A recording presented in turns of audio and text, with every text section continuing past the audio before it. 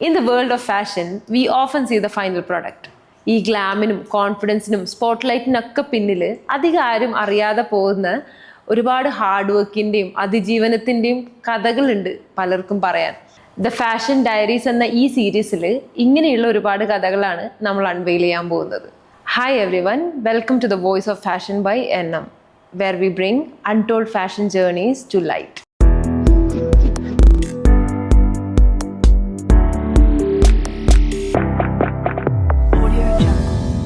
ഇന്ന് നമ്മളോടൊപ്പം ഈ ടോക്ക് ഷോയിൽ ചേരുന്നത് കേരളത്തിൽ നിന്നും ആദ്യമായി ലാക്മേ ഫാഷൻ വീക്കിൻ്റെ പൂൾ മോഡലായി വോക്ക് ചെയ്ത സൂപ്പർ മോഡൽ ജയലക്ഷ്മിയാണ്. Let's welcome Jayalakshmi. Hi Jayalakshmi, welcome to the show. Thank you. നല്ല സുന്ദരിയായിട്ടുണ്ട് കാണാൻ വേണ്ടിയിട്ട്. എന്താ സൗന്ദര്യത്തിൻ്റെ രഹസ്യം? മേക്കപ്പ്.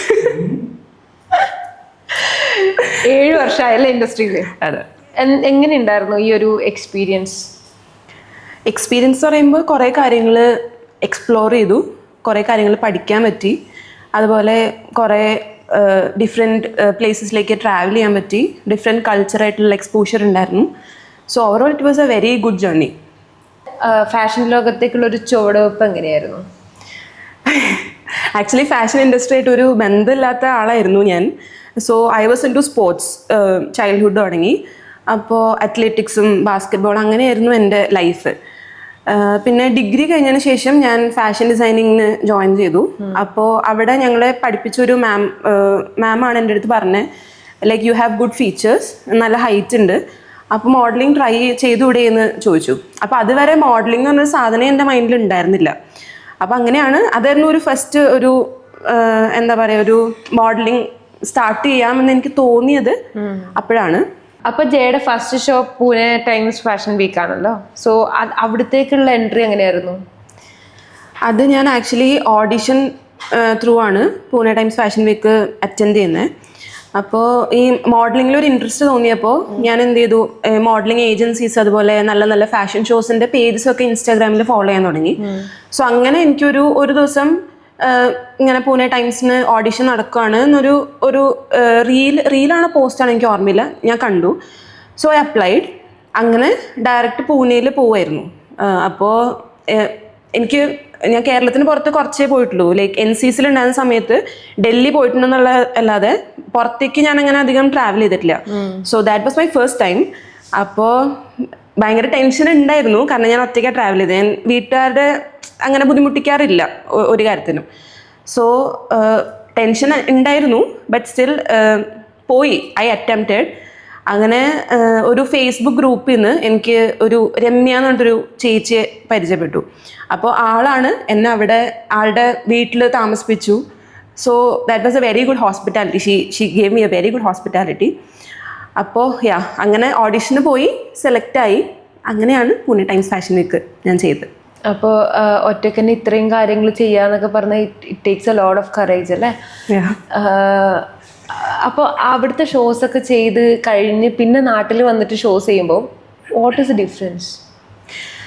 ആക്ച്വലി നാട്ടിലത്തെ ഷോ ഞാൻ എക്സ്പീരിയൻസ് ചെയ്തിട്ടുണ്ടായിരുന്നില്ല പൂനെയിൽ പോകുമ്പോൾ. സോ അവിടെ എന്ന് പറഞ്ഞു കഴിഞ്ഞാൽ it's really A different world.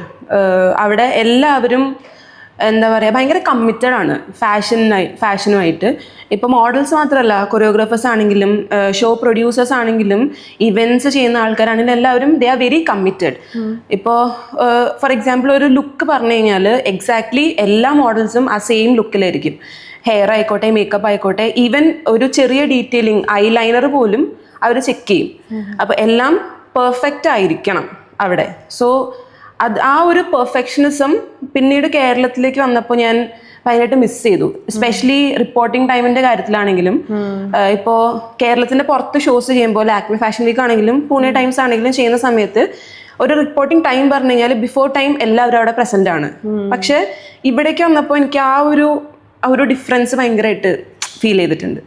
Okay, അപ്പോൾ ഇത്രയും വലിയ വലിയ ഷോസ് ഒക്കെ ചെയ്യുമ്പോൾ അതിന് നല്ല പെർഫെക്റ്റ് ആയിട്ടുള്ള ഒരു ഗ്രൂമിങ്ങും കാര്യങ്ങളും ആ ഒരു ട്രെയിനിങ് ഒക്കെ കിട്ടിയാലാണ് നമുക്ക് നല്ല പോലെ പെർഫോം ചെയ്യാൻ പറ്റുക. സോ ജയനെ ഇപ്പോൾ നമ്മൾ കാണുന്ന ഈ ഒരു ജയയാക്കി മാറ്റിയ ആ ഒരു ഗ്രൂമർ ആരാ? ലൈക്ക് ആരാ ഗ്രൂമിങ് തന്ന് ജയനെ ഇങ്ങനെ പ്രിപ്പയർ ചെയ്ത് ഇവിടെ കൊണ്ടുവന്നത്?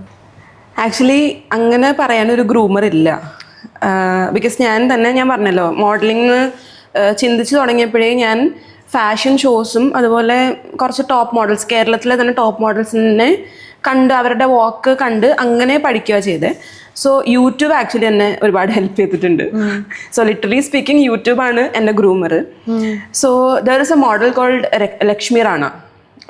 ആള് ഇന്ത്യയിലെ one of the top models ആണ്.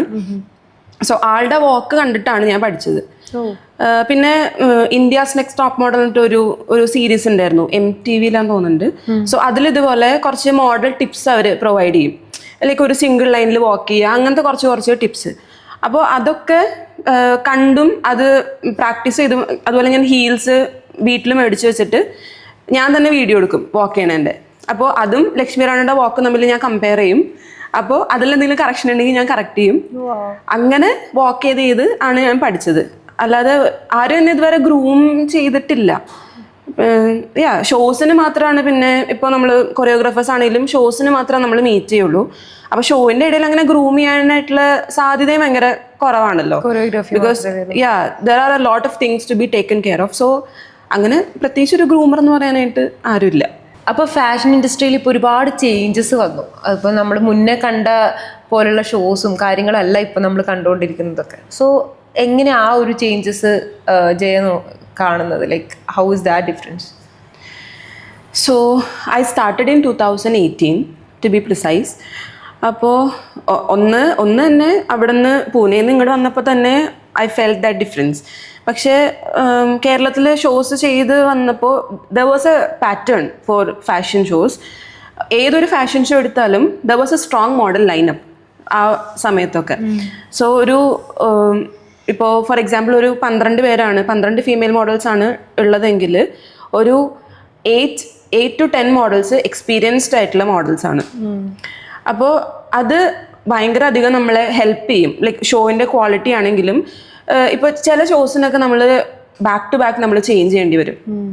അപ്പോൾ ഒരു ബെയർലി 2 minutes 5 minutes മാക്സിമം അത്രയും കിട്ടിയാൽ ഭാഗ്യം തന്നെ പറയാം. അപ്പോൾ അതൊക്കെ ചേഞ്ച് ചെയ്യണമെങ്കിൽ obviously there will be helpers. പക്ഷെ എന്നാലും എക്സ്പീരിയൻസ് ഉള്ള മോഡൽസിനും അല്ലാതെ ഫ്രഷേഴ്സ് ആയിട്ടുള്ള അല്ലെങ്കിൽ അധികം എക്സ്പീരിയൻസ് ഇല്ലാത്ത മോഡൽസും അത് ചെയ്യുന്നത് തമ്മിൽ ഒരുപാട് വ്യത്യാസമുണ്ട്. പക്ഷെ ഇപ്പോഴത്തെ സമയത്തെന്ന് വെച്ചാൽ എക്സ്പീരിയൻസ് ഉള്ള മോഡൽസിനെ ഒരുപാട് നമ്മൾ കാണാനില്ല ഷോസിൽ. കൂടുതലും ഫ്രഷേഴ്സ് ആണ്. അതുപോലെ എന്താ പറയുക, എക്സ്പീരിയൻസ് ആണ് മെയിൻ ആയിട്ടുള്ള സംഭവം. ഇപ്പോൾ ഒരു സ്ട്രോങ് ലൈനപ്പ് നമുക്ക് ഇപ്പോൾ പറയാനില്ല. എന്തുകൊണ്ടായിരിക്കും അങ്ങനെ ഒരു എക്സ്പീരിയൻസ്ഡ് അല്ലാത്ത മോഡൽസിന് ഇപ്പം ഇൻഡസ്ട്രി പ്രിഫർ ചെയ്യുന്നത്? മേ ബി ഫൈനാൻഷ്യൽ ആയിരിക്കാം മെയിൻ ഒരു കാരണം. ബിക്കോസ് ഇപ്പോൾ എനിക്കൊരു ഷോയിൻ്റെ എൻക്വയറി വരികയാണെങ്കിൽ ഐ കോട്ട് എൻ എമൗണ്ട്, അവർ പറയാ സോറി ചെയ്യാ ഇത്രയും ഫണ്ടില്ല, ഇത്രയും ബഡ്ജറ്റ് ഇല്ല എന്നാ പറയാ. സോ ബഡ്ജറ്റ് കുറവുള്ള ഷോസ് ചെയ്യുന്നതുകൊണ്ടായിരിക്കാം. ബിക്കോസ് പഴയ പോലെ ഫാഷൻ ഷോസിന് ഫണ്ട് റിലീസ് ചെയ്യാനായിട്ട് ഇപ്പോൾ പ്രൊഡ്യൂസേഴ്സ് ആണെങ്കിലും അല്ലെങ്കിൽ ഡിസൈനേഴ്സിനാണെങ്കിലും ഇപ്പോൾ ഒരു മടി പോലെ കാണുന്നുണ്ട്. പക്ഷെ അതിൻ്റെ കോർ റീസൺ എന്താണെന്ന് നമുക്ക് അറിയില്ല. It's up to them. പക്ഷെ എനിക്ക് കിട്ടുന്ന റിവ്യൂസ് അല്ലെങ്കിൽ എൻ്റെ അടുത്ത് പറയുന്ന കാരണം ഇതാണ്, ഫണ്ടില്ല എന്നുള്ള റീസണിലാണ് നമ്മളെ കുറച്ച് എന്താ പറയുക മാറ്റി നിർത്തുക. അല്ലെങ്കിൽ ഇപ്പൊ ഫ്രഷർ മോഡൽസിനെ കൊണ്ടുവരുമ്പോൾ അവരുടെ ബെനിഫിറ്റ് ഇതാണ്. ചിലർക്ക് പേയ്മെന്റ് ഉണ്ടാവില്ല, ചിലർക്ക് വളരെ ലോ പേയ്മെന്റ് ആയിരിക്കാം, നമുക്കറിയില്ല, ആയിരിക്കാം. അപ്പോൾ that totally effects the show quality. So നേരത്തെയൊക്കെ ഞാൻ പറഞ്ഞിട്ടുണ്ട്, ഞാനൊക്കെ മോഡലിംഗ് സ്റ്റാർട്ട് ചെയ്യുന്നതിന് മുന്നേ തന്നെ മുംബൈ ബേസ്ഡും ഡൽഹി ബേസ്ഡ് ആയിട്ടുള്ള ഡിസൈനേഴ്സ് ഒരുപാട് ഷോസ് ഇവിടെ ചെയ്യുമായിരുന്നു. ഈവൻ ഫാഷൻ വീക്സ് വരെ ചെയ്യുമായിരുന്നു. പക്ഷെ ഇപ്പൊ അങ്ങനെ ഒരു ഫാഷൻ വീക്ക് കേൾക്കാനേ ഇല്ല. നല്ല ക്വാളിറ്റി ആയിട്ടുള്ള ഫാഷൻ വീക്ക് അല്ലെങ്കിൽ ഫാഷൻ ഷോ ഇപ്പോൾ എവിടെയും കാണാറില്ല. അതും വല്ലപ്പോഴും ഉണ്ടായാലായി, അതും അഗെയിൻ പുറത്തുള്ള ആൾക്കാർ വരണം. ലൈക്ക് ഇപ്പോൾ മുംബൈ ഡിസൈനേഴ്സ് അവർ ചെയ്യുന്ന ഷോ, അവരുടെ മോഡൽസിനെയും അതുപോലെ അവരുടെ കൊറിയോഗ്രാഫേഴ്സിനെ കൊണ്ടുവന്ന് ചെയ്യുന്ന ഷോ, അങ്ങനത്തെ ഷോസാണ് കുറച്ച് ക്വാളിറ്റി ഷോസ് ആയിട്ട് നമ്മൾ ഇവിടെ കാണുന്നുള്ളൂ.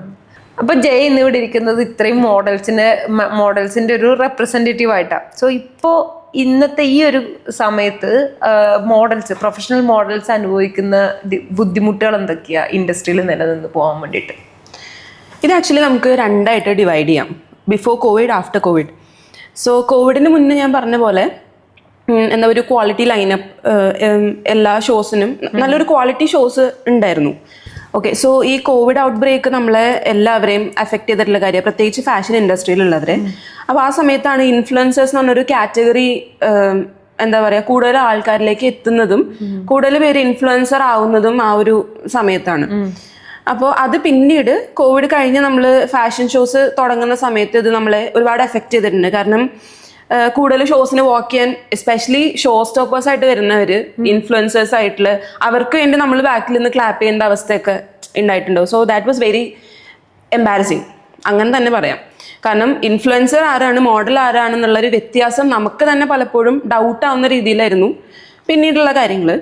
അതുപോലെ തന്നെ കേരളത്തിലുള്ള ഷോസിൽ പുറത്തുനിന്ന് മോഡൽസിനെ കൊണ്ടുവരിക, അതായത് അതർ സ്റ്റേറ്റ്സിൽ നിന്ന് മോഡൽസിനെ കൊണ്ടുവരുന്ന ഒരു പ്രവണത ഭയങ്കരമായിട്ട് കൂടി. ഇപ്പോൾ കേരളത്തിലെ കൊറിയോഗ്രാഫേഴ്സ് ആണെങ്കിലും ഒരു ഷോവിന് പിച്ച് ചെയ്യുന്ന സമയത്ത് ഇപ്പോൾ എന്താ പറയുക, ഒരു ജ്വല്ലറിയുടെ ഷോ അല്ലെന്നുണ്ടെങ്കിൽ ഇപ്പോൾ ടെക്സ്റ്റൈൽസിന്റെ ഷോനൊക്കെ പിച്ച് ചെയ്യുന്ന സമയത്ത് പുറത്തുനിന്നുള്ള മോഡൽസിന്റെ പ്രൊഫൈല് കൊടുക്കുക, നമ്മളെ അവോയ്ഡ് ചെയ്തിട്ട് അവരുടെ പ്രൊഫൈല് കൊടുക്കുക, അവരെ ഒരു നല്ല എമൗണ്ടിന് പിച്ച് ചെയ്യുക, അങ്ങനത്തെ പ്രശ്നങ്ങളൊക്കെ ഉണ്ട്. അപ്പൊ അങ്ങനെ വരുമ്പോൾ കേരളത്തിലെ മോഡൽസിന്റെ വർക്ക് അവിടെ കുറയാണ്. അതുമാത്രമല്ല ക്വാളിറ്റി എന്ന് പറയുമ്പോൾ പുറത്തുള്ള മോഡൽസ് വേണം എന്നുള്ളൊരു അങ്ങനത്തെ ഒരു ടാഗ് ലൈനും കൂടി അവിടെ വന്നു. ഓക്കെ, ബാംഗ്ലൂർ മോഡൽസ് ആണോ അല്ലെങ്കിൽ ഡൽഹി മോഡൽസ് ആണോ മുംബൈ മോഡൽസ് ആണോ, നിങ്ങൾ ക്വാളിറ്റിയുള്ള മോഡൽസ് ആണ്. പക്ഷെ നേരെ മറിച്ച് കേരളത്തിലെ നല്ല, ഞാൻ പറഞ്ഞ നേരത്തെ നല്ലൊരു ലൈനപ്പ് ഉണ്ടായിരുന്നു, സ്ട്രോങ് ലൈനപ്പ് ഉണ്ടായിരുന്നു. അവരുടെ വോക്കും ഈ പുറത്തുള്ള മോഡൽസിന്റെ എല്ലാവരും ഞാൻ പറയില്ല, പക്ഷെ കുറച്ച് പേരുടെ വോക്കും കമ്പയർ ചെയ്യുമ്പോൾ we are far better than them. പക്ഷെ അതൊന്നും അവിടെ അവർക്ക് വേണ്ട. ഔട്ട്സൈഡ് കേരള ടാഗ് ലൈൻ ഉണ്ടെങ്കിൽ you are a super model അല്ലെങ്കിൽ you are a quality model.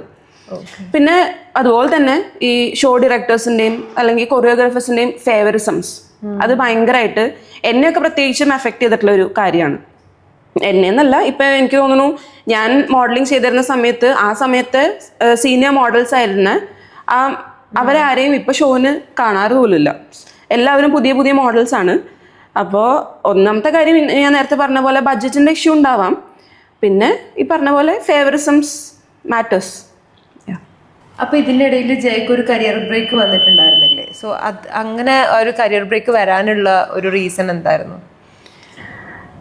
ഇത് തന്നെയാണ് റീസൺ, മെയിൻ റീസൺ ഇതാണ്. So I was A professional model, അതായത് മോഡലിംഗിൽ നിന്ന് മാത്രം ഇൻകം കിട്ടുന്ന ഒരു മോഡലായിരുന്നു ഞാൻ. അപ്പോൾ ഇങ്ങനത്തെ പ്രശ്നങ്ങളൊക്കെ വന്നപ്പോൾ സ്വാഭാവികമായിട്ടും നമ്മുടെ ഷോസിന്റെ എണ്ണം കുറഞ്ഞു, ബഡ്ജറ്റ് കുറഞ്ഞു. ബഡ്ജറ്റുള്ള ഷോന് മാത്രമേ വിളിക്കുകയുള്ളൂ. അത് ഞാൻ തന്നെ പറയണതാണ്, ഇത്ര പേയ്മെന്റ് ഉണ്ടെങ്കിൽ എന്നെ വിളിച്ചാൽ മതി എന്ന് ഞാൻ പറയും. സോ അത്രയും ബഡ്ജറ്റ് ഇല്ലെങ്കിൽ വിളിക്കില്ല.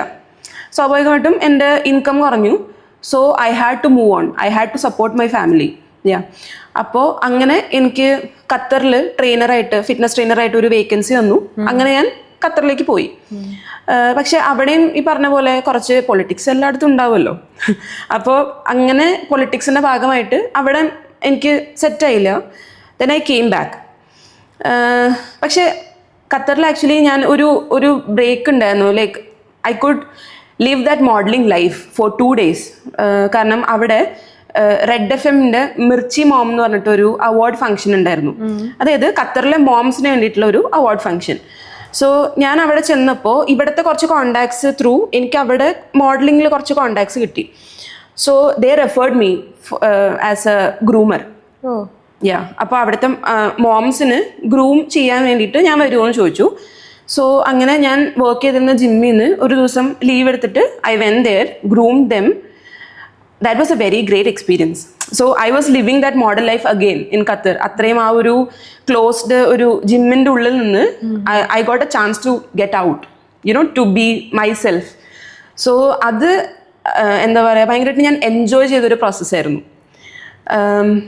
അത് കഴിഞ്ഞിട്ട് ഞാൻ പിന്നീട് എന്താ പറയുക, ഖത്തറിൽ നിന്ന് തിരിച്ചു വരുന്ന സമയത്ത് ഐ കോണ്ടാക്റ്റഡ് ഞാൻ കൂടെ വർക്ക് ചെയ്തിരുന്ന കൊറിയോഗ്രാഫേഴ്സിനെയും ഷോ ഡയറക്ടേഴ്സിനെയും ഒക്കെ ഞാൻ കോണ്ടാക്ട് ചെയ്തു.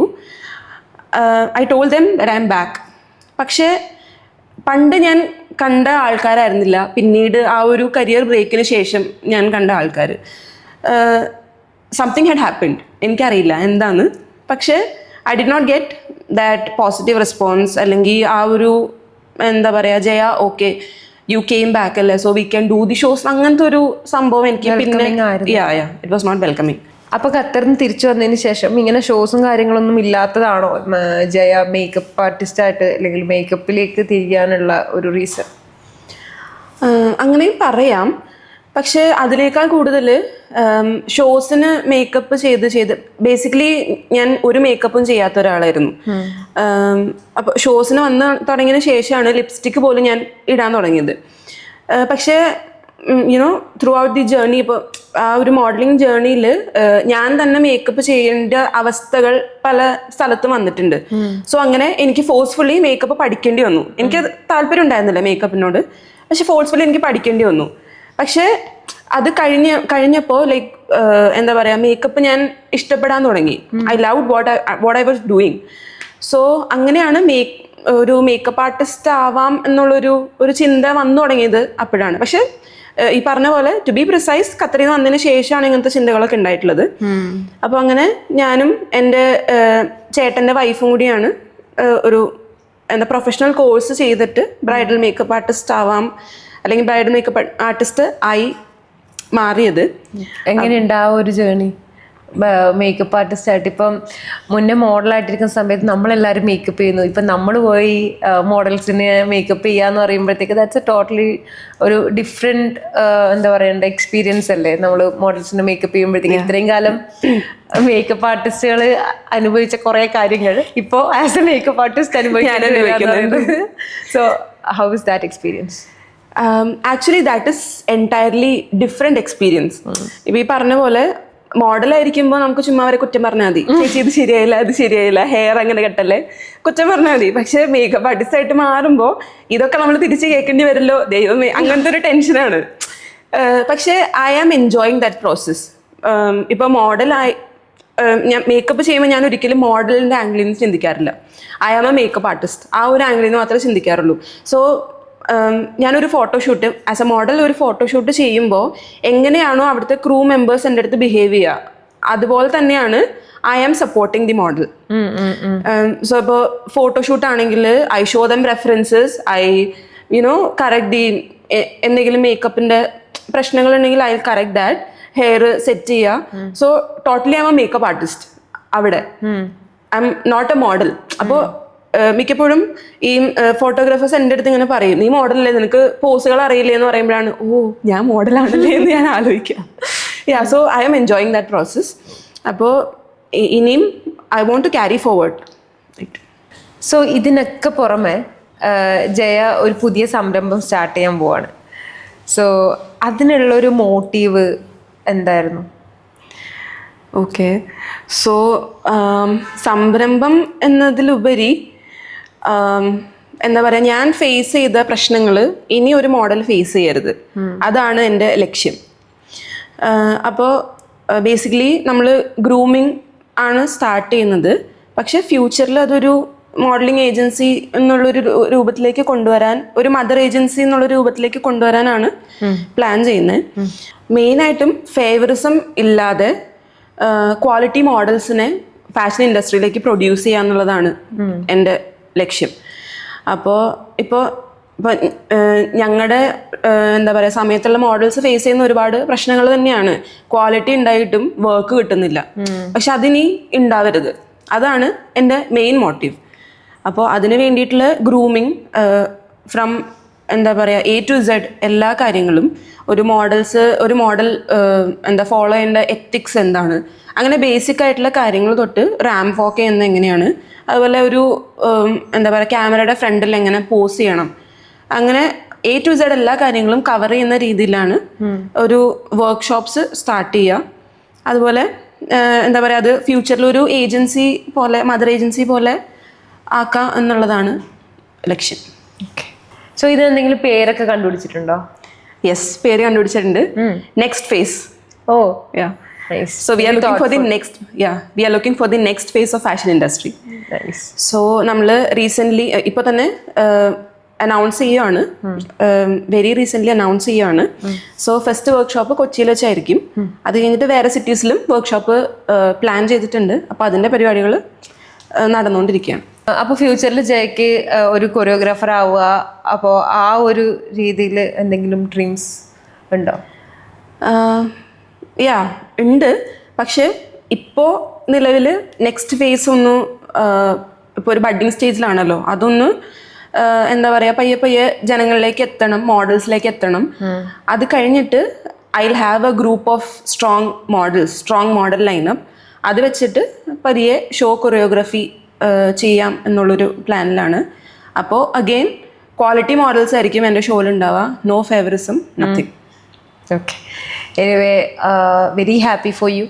All the best. Thank you. കേരളത്തിലെ ഇപ്പോഴുള്ള മോഡലിംഗ് ഇൻഡസ്ട്രിയിലൊരു വലിയ ചേഞ്ച് ജയ്ക്ക് കൊണ്ടുവരാൻ പറ്റട്ടെ എന്ന് ആഗ്രഹിക്കുന്നു, ആശംസിക്കുന്നു. Thank you.